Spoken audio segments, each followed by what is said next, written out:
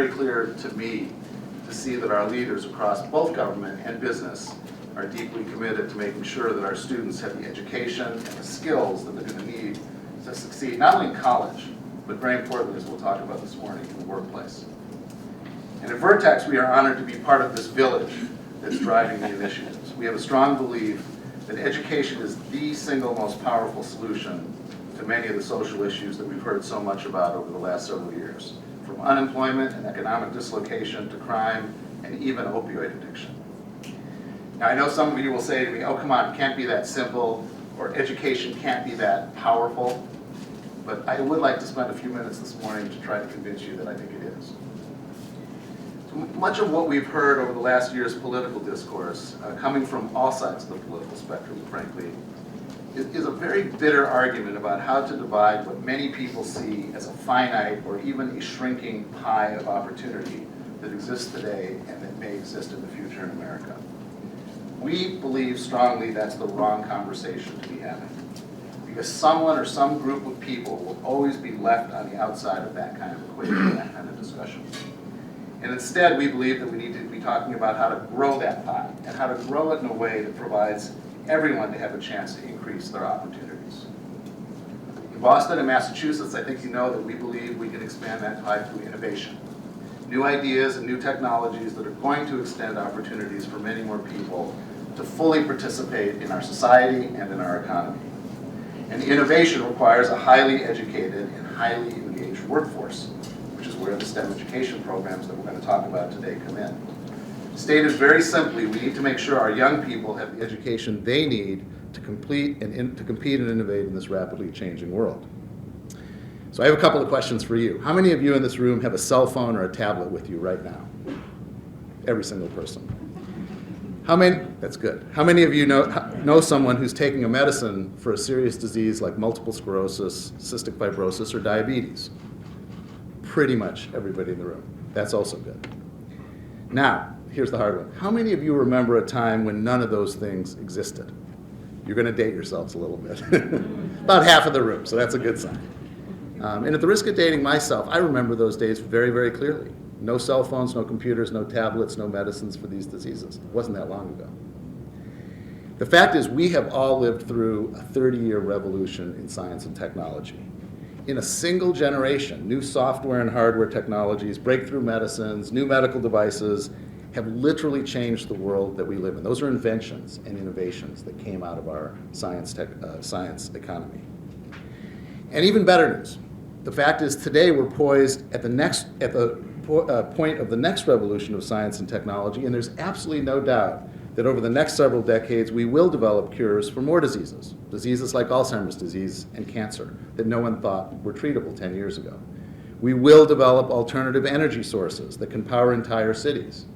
And we will develop online apps and programs that allow people around the world to get an education and participate in a new sharing global economy. Absolutely no doubt about it. And guess what? The people who are going to invent these new technologies and solve these problems, they're sitting right now in classrooms, junior high school classrooms and high school classrooms around the Commonwealth. We can't afford to lose that brain power. We can't just sit passively by and hope that the opportunities that so many of us in this room have enjoyed will be automatically available to that next generation. At Vertex, we've started to address that challenge in a number of ways. Since 2013, as you know, we've invested in STEM education programs for high school students, predominantly Boston high school students, working closely with the BPS and the Private Industry Council to offer local high school students paid internships. We had 30 paid interns last summer. We'll have 35 this summer. Superintendent Chang tells me we better have 40 the next summer. We built a state-of-the-art 3,000 square foot learning lab. You can actually see it from right here. It's now led by our dedicated science teacher, Melody Knowlton. It's staffed by our volunteer employees. And BPS students, more than 1,000 of them a year, come to do lab experiments and deepen their understanding of science here at Vertex. We pair a lot of those students with Vertex employees for mentorship on their science fair projects. And we're very proud that last year one of our students actually won the Boston Science Fair. And every year we also provide a full 4-year scholarship to any UMass university for one of our STEM students, because we want them to go all the way. So let me end by just telling you a story that I think exemplifies, for me, the kinds of impact that these programs have had on our students. During our internship program every year, most of the students spend their morning in the learning lab doing science, and then they go around the company and they work with our employees in finance and legal and science to understand what it's really like to work at Vertex. And at the very end of the year, we have what we call a capstone event, where every student comes and presents what they did during the summer in a sort of a poster and a format to our employees. And this year on the day of the capstone event, I happened to get on the elevator about 8 in the morning with 4 of the students who were just getting ready to present their capstones. And they recognized me because I talked to them at the beginning and the end. And they all wanted to tell me about what they were doing. In fact, I had to hold the elevator doors open when I was getting off so that they could all finish telling me what it was that they had done over the summer and how proud they were and how much poise and confidence they had from that experience. I can tell you, my goal is to start every day at the end of the summer that way. If we can do that, that's a success for this program. So there are many clear economic reasons why these internships are going to be beneficial for those students and for employers and for our entire community. We're going to hear a lot about that this morning. But maybe more important to me is the poise and the confidence and the hope for the future that these young people get from these experiences. That's what really makes a difference. I'm really proud that we can be a part of shaping that future for them. And at Vertex, we're really proud to be a model and advisor in an effort to replicate those around the state. One of the things that the governor and secretary have talked a lot about is let's develop these programs and let's scale them across the state. That's what we're really here to talk about today. So thank you again for coming. Thank you to those of you that have contributed. It was many, many folks in this room. And it's now my pleasure to introduce Governor Charlie Baker. I remember I met with the governor, I think about a month after you were elected, to talk about the future of the STEM Council. And I was really impressed by 2 things. His absolute commitment to STEM education and his idea that the council should focus on a few high-impact initiatives, things that would really make a difference. And we've certainly taken that advice to heart, I think, Jim, as we've worked on the council. And what you're hearing about today is just the first of some of those high-impact initiatives. So, Governor, thanks so much. Thanks for being here.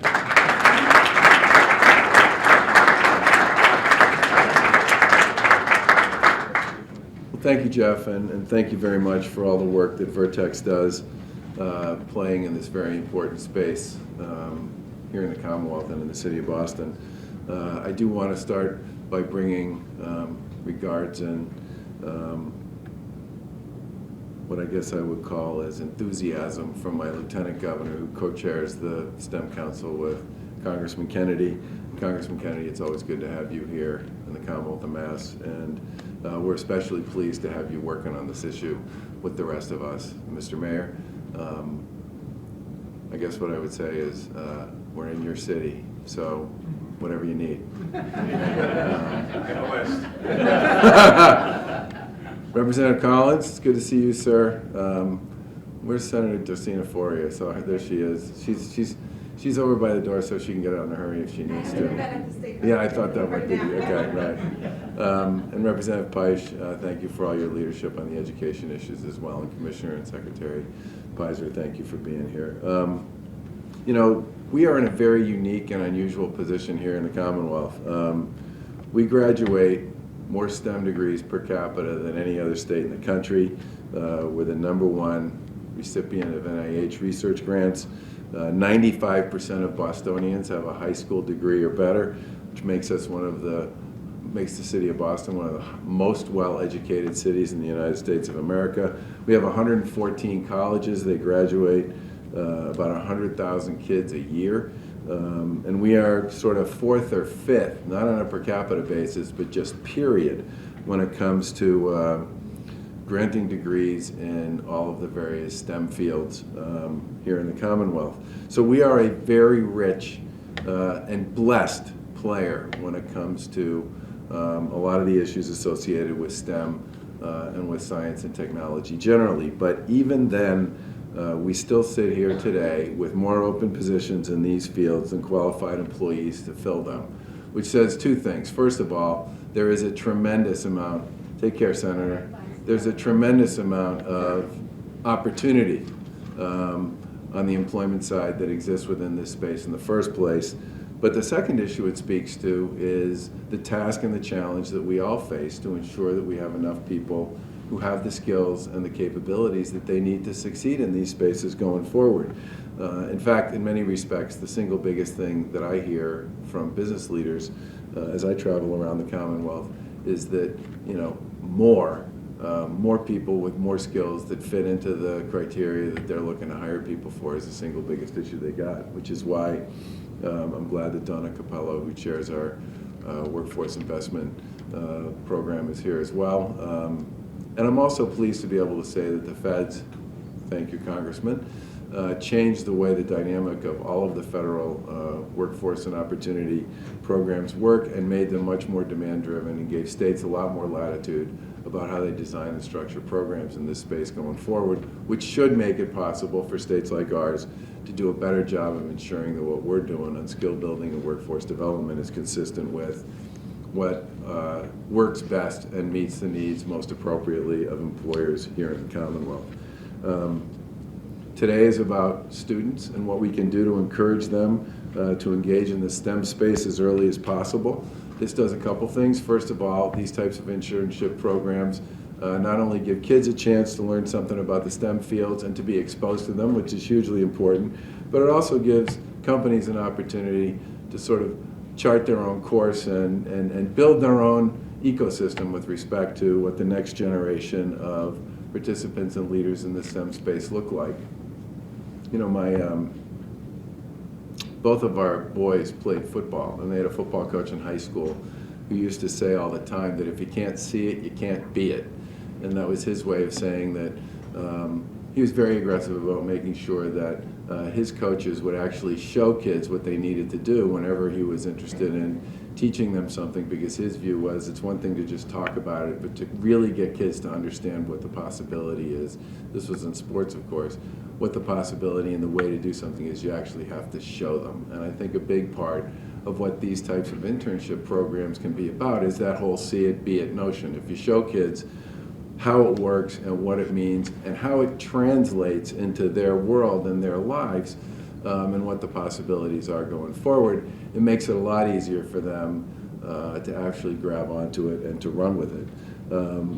We actually do have a pretty successful state-funded school-to-career connecting activities program, which does support internships and career readiness initiatives for thousands of Commonwealth students each year.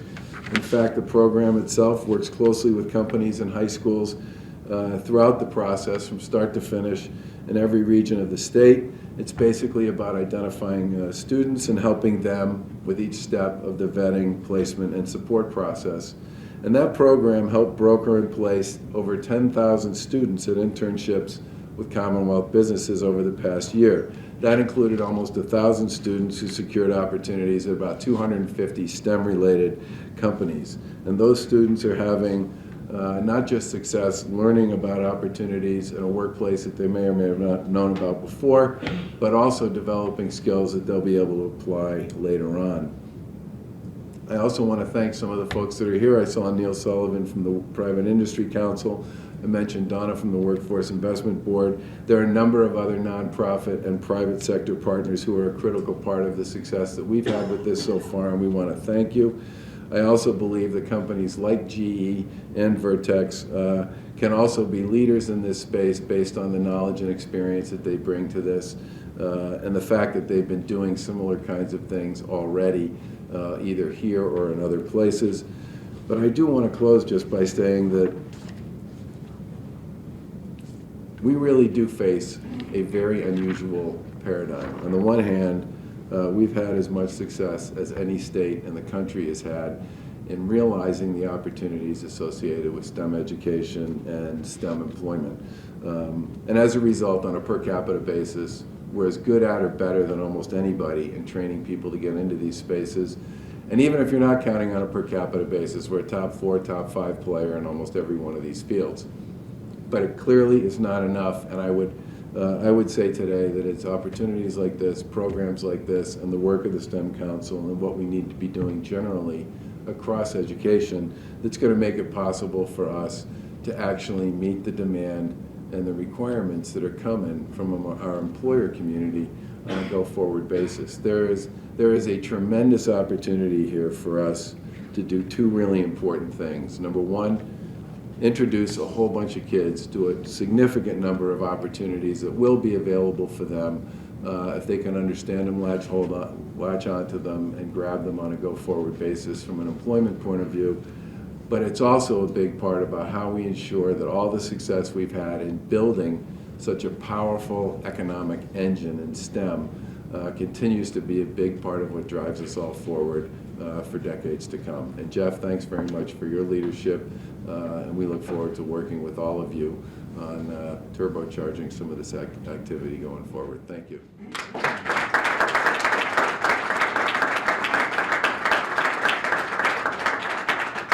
Thank you, Governor, and thank you for your continued support of all these efforts. Our next speaker is Mayor Marty Walsh. Just two quick comments. First of all, the fact that the governor and the mayor from different parties are sitting next to each other here, I think deserves some mention in this political climate that we all live in. It's one of the reasons we really get stuff done here.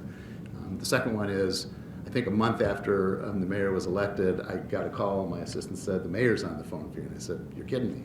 And I picked up the phone and he said, "I want you to work on our summer internship program with us." It was one of the first things that you talked about with me. And I think that's a real statement to your commitment to education here in Boston and to the summer internship program. So thanks for being here.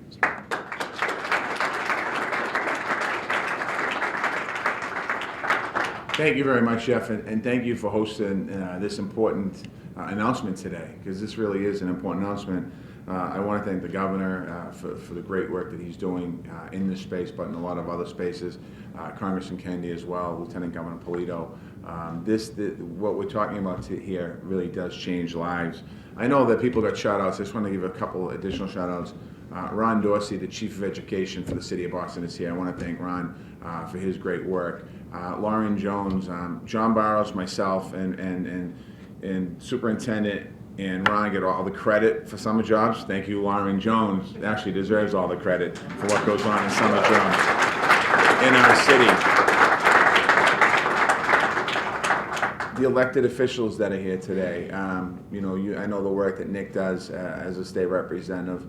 I know the work that Alice Peich does as the chair of the Education Committee as state representative. I had the honor of serving with both of them, and also Senator Forey. And also a couple of shout-outs I want to give. One is Bobby Coughlin from the Mass Biotech Council, who himself was a state representative, and we worked on a lot of this school to career connection stuff. And also Rachel Caprillion, who was a state representative, and we worked on a lot of this stuff together. So these are two people that are in the private sector now that understand the importance of this work and how it works across the state. Neil Sullivan from the PIC, thank you for your great work. Ann Clee from the GE Foundation, thank you for hitting the ground running here in Boston. And I don't mean by the company, I'm talking about the investments that GE has made in our city in a very short period of time on education in the Commonwealth. So thank you for that. If I didn't mention you, it doesn't mean I don't love you. We'll be here for 3 days. I want to thank the governor and the Secretary Pizer and the State STEM Council for calling on businesses to offer STEM education internships for our high school students. It's important. Youth jobs keep our kids productive during the summer. They help them gain new skills and pursue new interests. And one of the things that I learned very quickly as mayor when I got elected was I got elected and sworn in January. Within a couple of months, we started talking about summer jobs and the importance of those, the long-term benefits of a summer job, helping students go on a firm pathway to a career at a college, something that we see the effects of every single day. The workplace is an extension of the classroom. Not every workplace is like Vertex, though, that has a learning lab, but indirectly, some of what we have is incredible. Our summer job program in Boston is successful, and it's successful because we have partners like the Private Industry Council. And I want all of you to remember a few numbers. 7027-0019, that's the line item for the PIC. And last year in the budget, and this isn't about when I was there it was the same thing. The line item for the budget was $3 million. In 2007, that line item was $7 million. And it's because the economy, it's difficult for the legislature to fund everything. But you've seen when I started in 1997 as a state representative till the day I left in 2013, it was kind of like a yo-yo, but it didn't go up that much. It was a yo-yo that stayed to the bottom. And really, when you think about these jobs, they're important. Last year, 3,000 students in Boston were paid to supervise by private sector employers in this city last summer. 567 kids secured STEM-specific internships through the PIC, internships here at Vertex, at Genzyme, at State Street, and at a ton of small technology companies. It was opportunities that our young people were able to benefit from. General Electric recently announced a commitment to hire high school interns in Boston this upcoming summer. This is the first time that they've done this as a company, which is important. And since deciding to move to Boston, they've made it clear that they want to be involved in education. This announcement, and again, I commend the governor for his work on this, because this announcement comes at an important time when we look at troubling statistics about unemployment amongst our teens. Governor and myself were at an event before this, and Governor was talking about an unemployment rate of 3.6%. And in Boston, we're right around the same. That doesn't include our teenagers. This is an important time in their lives when they need these opportunities to gain the confidence and the skills to pursue a future, particularly in the STEM fields. We know this field is going to grow rapidly. The reason why I brought up the line item to you is that there are jobs that our young people are going to have in this area 5, 10, 15 years from now that haven't been invented yet. When Jeff talked about the cell phone and talked about the medicines and talked about technology, when I was in school and the governor and some of us were in school, we didn't have a computer in my school. We had what's called a typing class. And that happened in 8th grade. And you think about how much time has gone by. And we used our fingers. Tried to use all of them. And the thumbs were kept down the bottom. But it really is important for us. So when you think about what we're doing in this space, it's important for us. This announcement couldn't be more timely. Jeff talked about companies being called, and I called him very early on. I did. And what we did was we sat down, we took our cabinet, and we sat in a room, and we literally called companies to ask them to hire young people for the city of Boston. Because we were already building on a successful program, but we wanted to take that program even further. And since that time, we've been able to bring 40 new employers for each of the past 3 years on to hire young people in the city of Boston. STEM is a huge part of our future, especially here in Boston and Massachusetts, where it represents our fastest growing industry. In Boston, we're going to continue to forge these industries between our companies and our students and extend the opportunity for even more students. So I look forward to all of you working with us. And again, I want to commend the governor, the congressman, Jeff, for what they're doing here. This is important. This can't just be Boston doing this. This needs to be the entire Commonwealth of Massachusetts. And what we're doing here today truly does change the lives for countless numbers of our young people across the Commonwealth. So thank you again for being here.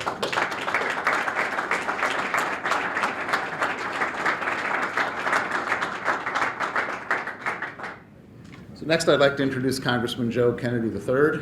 I think all of you know him well. One quick comment, he is a Stanford-educated engineer, so he gets it about STEM. I say that wherever we go together, Congressman. Yeah, he gets it.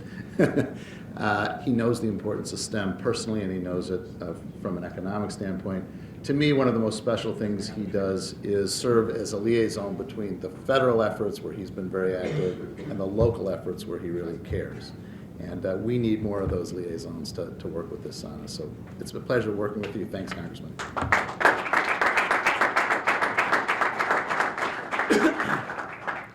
Jeff, thank you. Thanks for the kind words. The resume is perhaps more impressive than the transcript. So nevertheless, thank you. In all seriousness, it has been, for somebody that does believe in the value of a STEM education and how important it is, even if you go off and do other things. Having a ability to understand the numbers and the confidence to be able to take on those numbers. Having somebody like you in a company like Vertex that has been able to and willing to put some muscle behind this effort and be a spokesperson for it has been extraordinarily valuable. So thank you for your leadership on this and all that your team at Vertex has done. Governor, Mr. Mayor, and to the Lieutenant Governor as well, A pleasure to be with you as always. Thank you both, all three, for your leadership on this issue.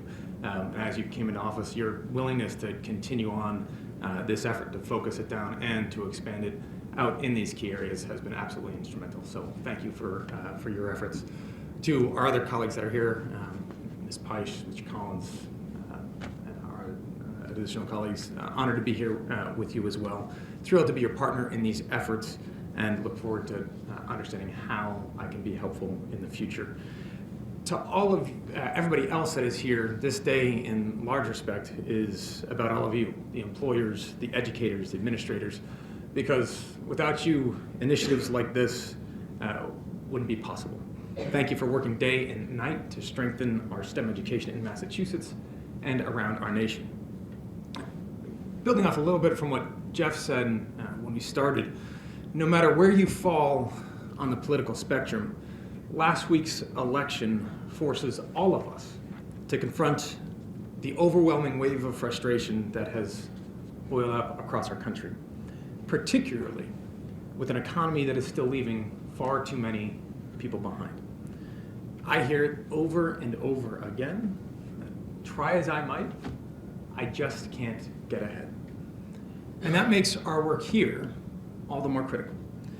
Because if our Massachusetts economy, the biggest, boldest, most innovative modern economy in the world, if we are going to succeed in the long run, then we need to make sure that all of our people have access to the skills that they need to contribute to it.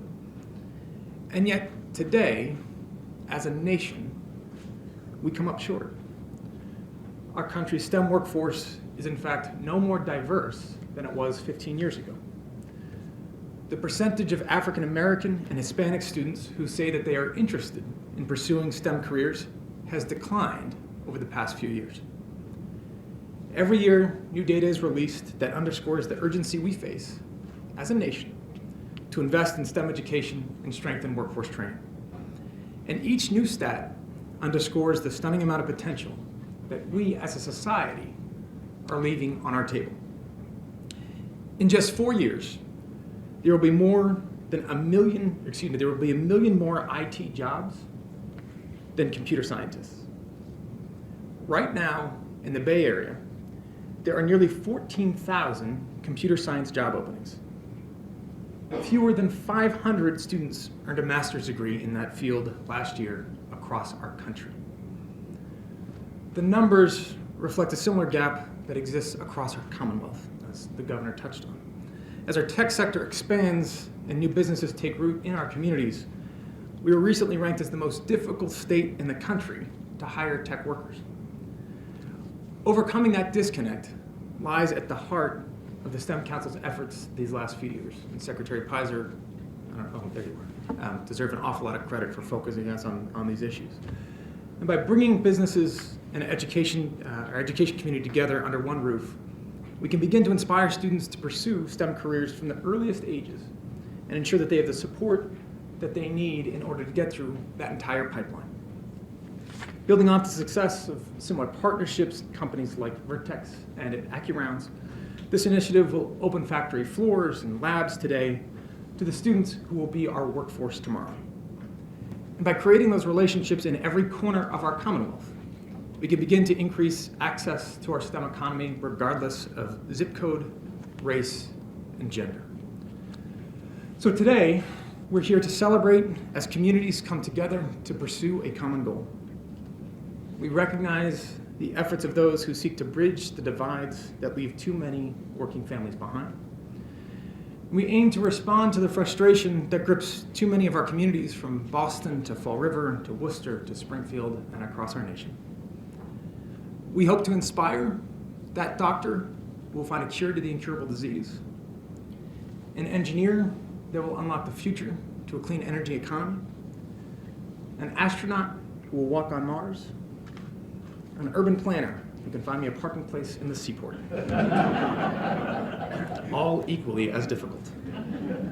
So to everyone here today who has played a role in getting this off the ground, thank you. I can't wait to see what our students and our companies will be able to achieve together. We're counting on your success.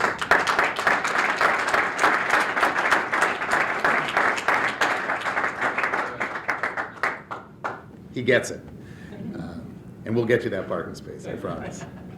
Our next speaker is one of our most special speakers today, Gianna Green. Gianna is a senior at O'Brien High School. She's actually one of our Vertex interns. She's been here for 2 years in a row. She worked in our legal department, actually, the first summer, and then in our learning lab, where she was the assistant last summer. She's right in the process of applying for college, so I'm not going to put you on the spot and ask you, but we know that she's going to be successful as she moves forward, and I think Gianna has just been a terrific addition to our internship program. We're really pleased to have you. So, Gianna, thanks.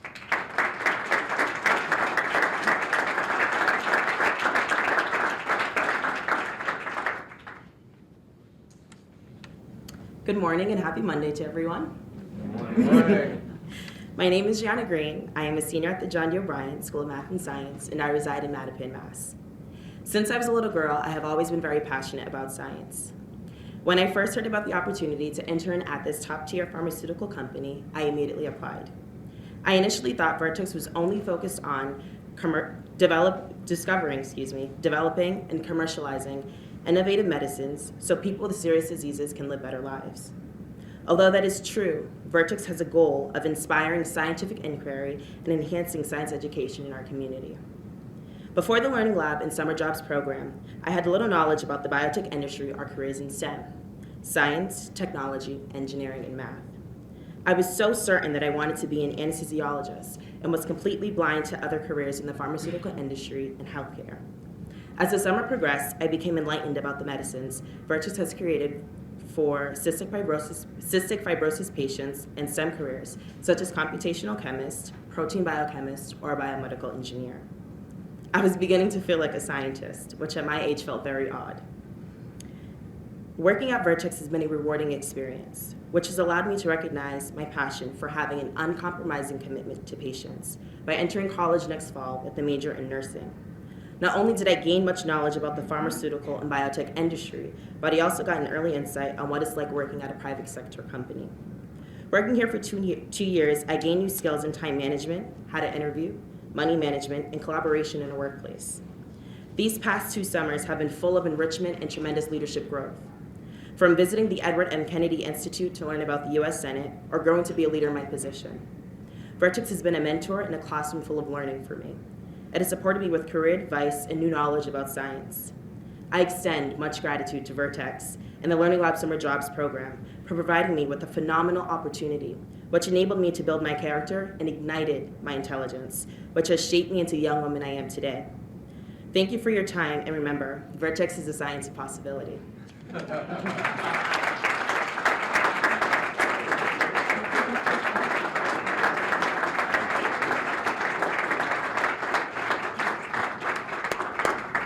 I actually don't know how you follow that up, so I'll just leave it in. Thank you. Thank you so much. Our last speaker is Ann Clay, the president of the GE Foundation and head of operations for Boston headquarters. I told Ann I had lunch with Jeff Immelt last week. He was telling me how excited he is about being here and the company is.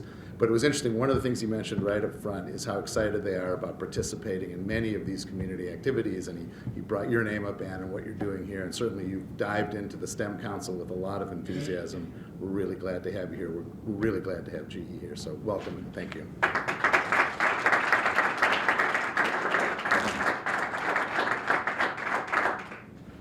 So Gianna is an impossible act to follow.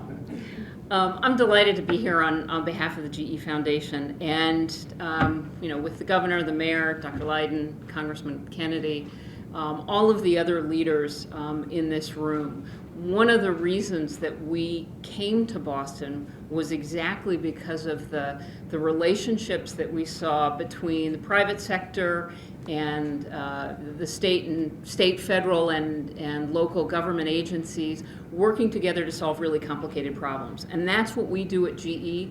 And to see a state that's functional was remarkable. And to see the great progress and leadership that you're showing on STEM education, and to have the chance to be a part of that was something that really struck at our hearts and made us want to come to Boston, to come to Massachusetts, and to help be part of the solution.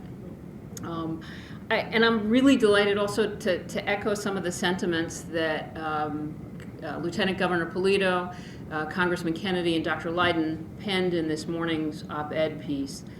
companies like GE and Vertex and others have a critical role to play in developing the workforce of the future, in providing STEM-related internships for students, high school students, giving kids experience to see the potential. And I often talk about the fact, I'm a lawyer by training, so it's a little odd that I would be kind of the spokesman and advocate for a STEM education, but I look back and I think, boy, if somebody had shown me how much fun and challenging and what potential there was in STEM education when I was in high school, I might be an astronaut today, or an engineer, or what I really wanted to be, which was a jet fighter pilot. Maybe not so much a lawyer, not that there's anything wrong with lawyers. But GE has a long history of focusing on education, and STEM education in particular. You know, at heart, we are an engineering company. We're an innovation company. So being in the innovation district, it's perfect for us. But across our company, we hire and employ tens of thousands of engineers, mathematicians, scientists, researchers, developers and coders, and we need a lot more. So as we think about where we want to go as a company globally, we need that workforce, and we need to work with kids today when they're in junior high and high school to give them those opportunities. So you think about GE and you think about we're a manufacturer of big things. I think about it as we manufacture things that spin. Aircraft engines, locomotives, heavy-duty gas turbines, MRIs. All of those things need engineers. But we're also a growing software company. And we work to connect those machines and we analyze the data that they generate to optimize their performance, to get better results for our customers. And that combination of old industrial manufacturing with new digital future, that's the industrial internet. That's what we mean when we talk about digital industrial company. And we want students to be a part of that. And we know that when we look to our future as a digital industrial company, our future depends on having an agile workforce with the right skill sets who are jazzed and excited about being on that cusp of innovation. We need a workforce that comes in that understands engineering, advanced manufacturing, 3D printing, software design, coding, basic research, and a whole slew of technologies that haven't been thought of or invented yet.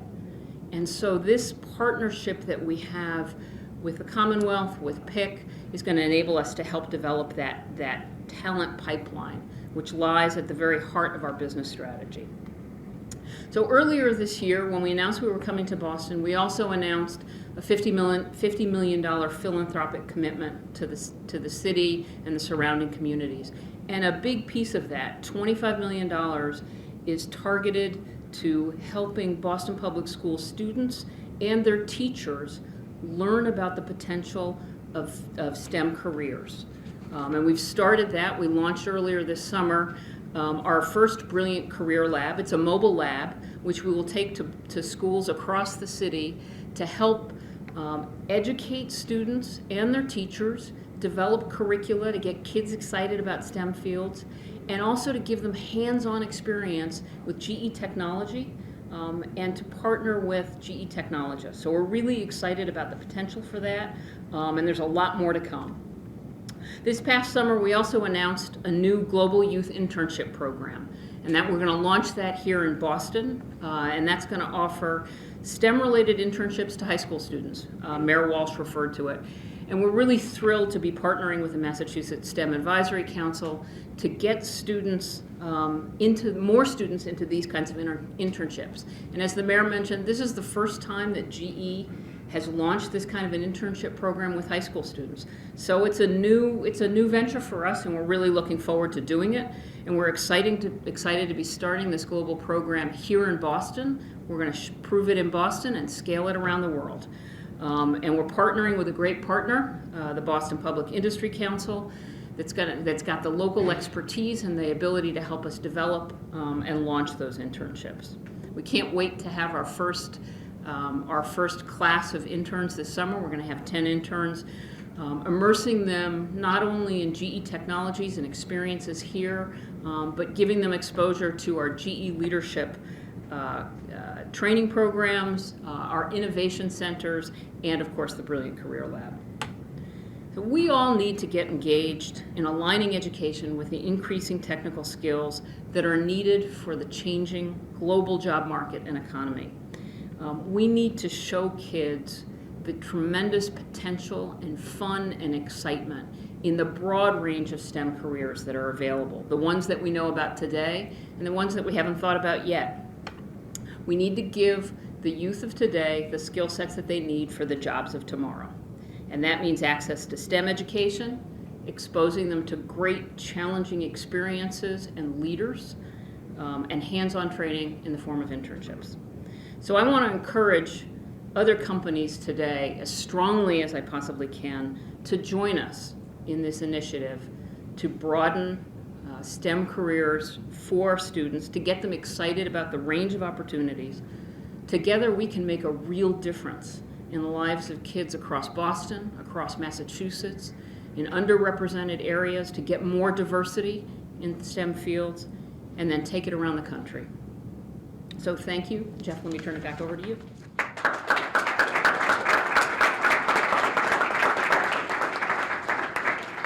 Thank you, Anne, and most importantly, thanks to all of you for coming this morning, but more importantly, for all you're going to do as we move these initiatives forward. We look forward to coming back in a year or two and telling you more about our progress. Thanks very much.